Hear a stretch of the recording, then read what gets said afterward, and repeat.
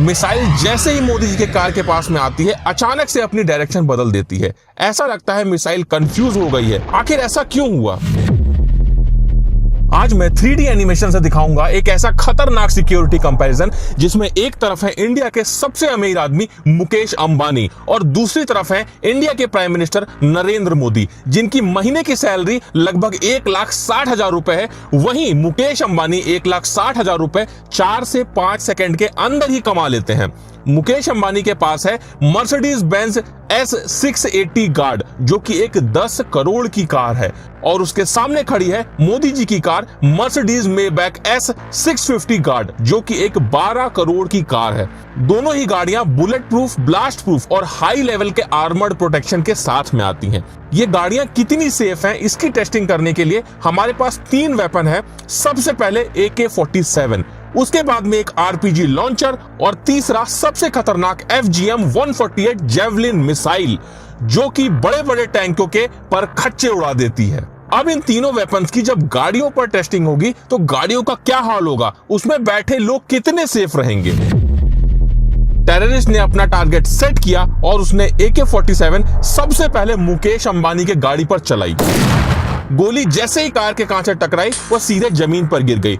बस एक हल्का सा निशान उसके कांच पर आ गया, क्योंकि मुकेश अंबानी की गाड़ी का ये कांच लगभग 4 इंच मोटा है। और ये तो छोड़ दो, अगर हम इस गाड़ी के डोर को अलग करके देखें तो ये लगभग 5 से 6 इंच मोटा होता है और इसका एक डोर लगभग 250 किलो का होता है, जो कि हाइड्रोलिक सिस्टम से ऑपरेट होता है। एक बटन दबाने पर ऑटोमेटिक ओपन और क्लोज होता है। अब AK-47 तो कार का कुछ नहीं उखाड़ पाई। फिर ये टेररिस्ट गुस्से में आकर RPG लॉन्चर तान देता है। RPG जैसे ही कार से टकराती है बहुत तेज से विस्फोट होता है और जैसा कि आप देख सकते हैं कार में काफी बड़ा डेंट आ जाता है। लेकिन उसके बाद भी कार में बैठे मुकेश अंबानी को सिर्फ जोर की आवाज आती है, उसके अलावा कुछ भी नहीं होता है। वो कार में पूरी तरह से सेफ है, क्योंकि इस गाड़ी में आर्मर प्लेटिंग होती है।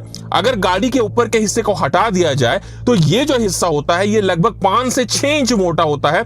इसमें आर्मर प्लेटिंग होती है जो कि रेनफोर्स्ड स्टील, जो कि हाई क्वालिटी का स्टील होता है, और कंपोजिट मटेरियल जो कि बुलेट प्रूफ जैकेट में इस्तेमाल होता है, इनकी लेयरिंग से बनता है। ये देखने के बाद में टेररिस्ट बिना टाइम वेस्ट किए अपना सबसे खतरनाक वेपन FGM-148 जेवलिन मिसाइल को सीधा मुकेश अंबानी की गाड़ी पे फायर कर देता है। अब इस मिसाइल से कार पे क्या असर पड़ता है ये जानने से पहले तुम एक बात को समझ लो कि FGM-148 जेवलिन मिसाइल एक ऐसा खतरनाक वेपन है जिससे फाइटर टैंक भी पूरी तरह से डिस्ट्रॉय हो जाते हैं। ये मिसाइल जैसे ही मुकेश अंबानी की कार से टकराती है बहुत जोर का विस्फोट होता है और कार बहुत बुरी तरह से डैमेज हो जाती है। लेकिन अब भी मुकेश अंबानी को कुछ नहीं होगा, क्योंकि कार के अंदर के सारे एयर बैग्स ओपन हो जाते हैं, जिससे इस ब्लास्ट का पूरा इंपैक्ट एयर बैग पर होता है। मुकेश अंबानी पूरी तरह से सेफ रहते हैं। तो क्या लगता है मोदी जी की कार पे इन वेपन्स का क्या असर होगा? जैसे ही टेररिस्ट ने AK-47 मोदी जी के कार पर चलाई, कार को कुछ भी नहीं हुआ। RPG लॉन्चर चलाया, तब भी कार को कुछ भी नहीं हुआ। अब टेररिस्ट गुस्से में आकर जेवलिन मिसाइल उठाता है और सीधे मोदी जी की कार पर फायर कर देता है। मिसाइल जैसे ही मोदी जी के कार के पास में आती है अचानक से अपनी डायरेक्शन बदल देती है। ऐसा लगता है मिसाइल कंफ्यूज हो गई है। आखिर ऐसा क्यों हुआ? तो मैं आपको बता दूं, मोदी जी की गाड़ियों के साथ में पूरा SPG कॉन्वॉय चलता है, जिसमें ऐसी भी गाड़ियां होती हैं जिसमें बहुत सारे हैवी जैमर्स लगे होते हैं, और ये जो जैमर्स होते हैं ये मिसाइल के सिग्नल को ब्लॉक कर देते हैं, जिस वजह से मिसाइल अपने टारगेट को हिट करने के बजाय अचानक से अपनी डायरेक्शन बदल देती है, जिससे उसका असली टारगेट मिस हो जाता है और मोदी जी पूरी तरह से सेफ रहते हैं।